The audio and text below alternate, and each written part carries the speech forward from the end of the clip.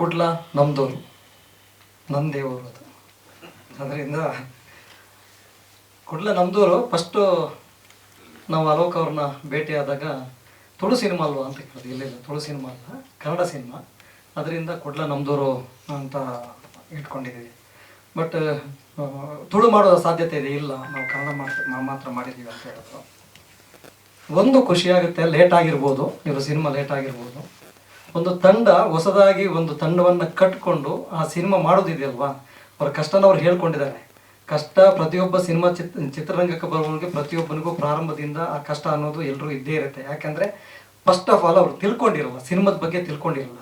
ಯಾರೋ ಬರ್ತಾರೆ ಸಿನಿಮಾ ಮಾಡೋಣ ಹಂಗೆ ಹಿಂಗೆ ಅಂತ ಆಸೆ ಹುಟ್ಟಿಸ್ತಾರೋ, ಅಥವಾ ಇವ್ರಿಗೂ ಒಂದು ಛಲ ಇರುತ್ತೆ ನಾವು ಮಾಡಬೇಕು ಅಂತ. ಫಸ್ಟ್ ಗೊತ್ತಿರಲ್ಲ, ಗೊತ್ತಿಲ್ಲದೆ ಕಾಲಿಡ್ತಾರೆ. ಎಷ್ಟೋ ಸಿನಿಮಾಗಳು ಪ್ರಾರಂಭ ಆಗುತ್ತೆ, ಪ್ರಾರಂಭ ಆಗಿ 1 ವಾರನ 2 ವಾರನ ಶೂಟಿಂಗ್ ಆಗಿ ಇಷ್ಟೆಲ್ಲ ಇದೆಯಾ ಅನ್ನುವ ಯೋಚನೆ ಬಂದು ಸಿನಿಮಾವನ್ನು ಅರ್ಧದಲ್ಲೇ ನಿಲ್ಲಿಸ್ತಾರೆ. ಎಷ್ಟೋ ಸಿನಿಮಾಗಳು ಅಲ್ಲಿಗೆ ಕೊನೆಗೊಳ್ಳುತ್ತೆ. ಆದರೆ ಇವ್ರಿಗೆ ಹೇಳಿದ್ರಲ್ಲ, ತಾಳಿಯನ್ನೇ ಅಡವಿಟ್ಟು ಮಾಡಿದ್ರು. ಅಂದರೆ ಸಿನಿಮಾದಲ್ಲಿ ಏನಾದರೂ ಸಾಧಿಸಬೇಕು ಅನ್ನುವ ಛಲ ಅಲ್ಲಿ ಇದೆ ಅನ್ನೋದು ನಮಗೆ ಗೊತ್ತಾಗ್ಬರುತ್ತೆ. ಯಾಕಂದರೆ 1 ವಾರಕ್ಕೋ 2 ವಾರಕ್ಕೋ ಸಿನಿಮಾವನ್ನು ನಿಲ್ಲಿಸಿ ಅದೆಲ್ಲ ಮಾಡೋದು ಯಾಕೆ ಅನ್ನೋದು, ಆ ತಾಯಿಗೂ ಕೂಡ ಎಂಥ ಭಾವನೆ ಇರ್ಬೋದು, ನನ್ನ ಮಗ ಯಾವ ರೇಂಜಿಗೆ ಬೆಳಿಬೇಕು ಅನ್ನುವ ಆಸೆ ಇದೆ ಅನ್ನೋದು ಅದರಲ್ಲಿ ಗೊತ್ತಾಗುತ್ತೆ. ಒಂದು. ಎರಡನೇದಾಗಿ ಸಿನಿಮಾ, ಈಗ ಇವರು ಸಿನಿಮಾದಲ್ಲಿ ನೋಡಿದಾಗ ನಿಮಗೆ ಫಸ್ಟು ಸಾಂಗ್ ತೋರಿಸಿದಾಗ ಏನು ಅನಿಸ್ತು, ಬರೀ ಆಡಿಯೋ ಪ್ಲೇ ಆಗುತ್ತೆ, ಏನು ಬ್ಯಾಕ್ಗ್ರೌಂಡ್ ಇಲ್ಲ ಅನ್ನೋ ಥರ ಫೀಲ್ ಆಯಿತು, ನನಗೂ ಆಯಿತು. ಆದರೆ ಈ ಸ್ಟಾರ್ಟಿಂಗ್ ಟ್ರಬಲ್ ಅಂತಾರಲ್ಲ, ಅವ್ರು ಹೇಳಿದಾಗೆ ಬರುವಾಗ ಏನು ಸಿಗ್ನಲ್ ಪ್ರಾಬ್ಲಮ್ ಆಯಿತು. ಬಂದರು, ಸಾಂಗ್ ಸ್ಟಾರ್ಟ್ ಆಗಲೇ ಬಂದರು, 5 ನಿಮಿಷ ಅವರಿಗೆ ಅದನ್ನು ತಗೊಳ್ಳೋಕೆ ಬೇಕಾಯಿತು ಅನಿಸುತ್ತೆ, ಮೇಲೆ ಹೋಗಿ ಕೂತ್ಕೊಂಡ್ರು.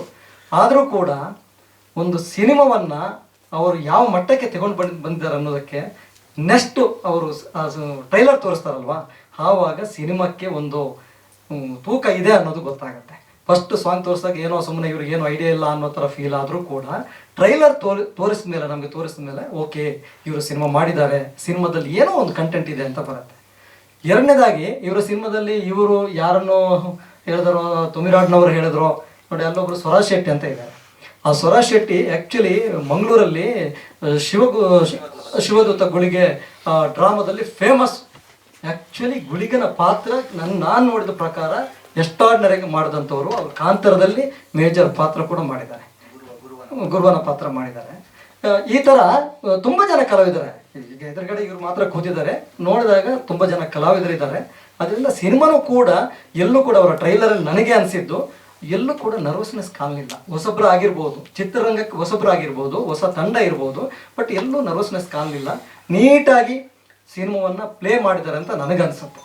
ಅದರಿಂದ ಮಾಧ್ಯಮ ಮಿತ್ರರಲ್ಲ ಎಲ್ಲ ನನ್ನ ರಿಕ್ವೆಸ್ಟ್ ಏನಂದರೆ, ಒಂದು ಹೊಸ ತಂಡಗಳು ಬರಬೇಕು, ಹೊಸ ಟೆಕ್ನಿಷಿಯನ್ಗಳು ಬೆಳಿಬೇಕು. ನನಗೆ ನಿಶ್ಚಿತ್ ಪೂಜಾರಿ ಅವರು ಕಾಲ್ ಮಾಡಿದ್ರು. ಅವ್ರು ಏನು ಮಾಡಿದ್ದಾರೆ ಸರ್ ಪಿಕ್ಚರಲ್ಲಿ ಅವರೇನಾ? ನಿಶ್ಚಿತ್ ಪೂಜಾರಿ ಅವರು ಕಾಲ್ ಮಾಡಿದ್ರು, ನಾನು ಬರ್ತೀನಿ ಅಂತ ಹೇಳಿದೆ.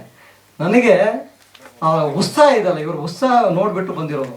ನಾವು ಬೇರೆ ಯಾವ ಉದ್ದೇಶನೂ ನಮ್ಮ ಹತ್ರ ಏನಿಲ್ಲ. ಅವ್ರ ಉತ್ಸಾಹ ಏನೋ ಸಿನಿಮಾ ಮಾಡಬೇಕು, ಸಿನಿಮಾನ ಹೊರಗೆ ತರಬೇಕು ಅಂತ ಅವ್ರಿಗೆ ಏನು ಯೋಚನೆಗಳಿದೆ, ಅವರ ಮುಂದಿನ ಯೋಚನೆ ಏನು, ಪಾರ್ಟ್ 2 ಮಾಡಬೇಕು ಅಂತ ಏನಿದೆ. ಇವರ ಕತೆ ಹೇಗೆ ಎಂಡ್ ಆಗುತ್ತೆ ನಮ್ಗೆ ಗೊತ್ತಿಲ್ಲ. ಅವ್ರು ಪಾರ್ಟ್ 2 ಮಾಡ್ತಾರೆ ಅಥವಾ ಬೇರೆ ಪ್ರೊಡಕ್ಷನ್ ಮಾಡ್ತಿದ್ದಾರೆ. ಅವ್ರದ್ದೊಂದು ತಂಡ ಇದೆ, ಆ ತಂಡಕ್ಕೂ ಒಳ್ಳೆಯದಾಗಲಿ. ನೀವು ಮಾಧ್ಯಮ ಮಿತ್ರರೆಲ್ಲ ಸೇರಿಕೊಂಡು, ನಾವು ಸೇರಿಕೊಂಡು ಅವ್ರಿಗೆ ಸಪೋರ್ಟ್ ಮಾಡೋಣ. ಕುಡ್ಲ ನಮ್ಮದೂರು ಚಿತ್ರ ಯಶಸ್ವಿ ಆಗಲಿ, ಚಿತ್ರ ತಂಡಕ್ಕೂ ಶುಭವಾಗಲಿ. ನಮ್ಮೆಲ್ಲರ ಸಹಕಾರ ಅವ್ರಿಗೆ ಇರಲಿ ಅಂತ ಕೇಳ್ತಾ ನನ್ನ ಮಾತನ್ನು ಮುಗಿಸ್ತೇನೆ.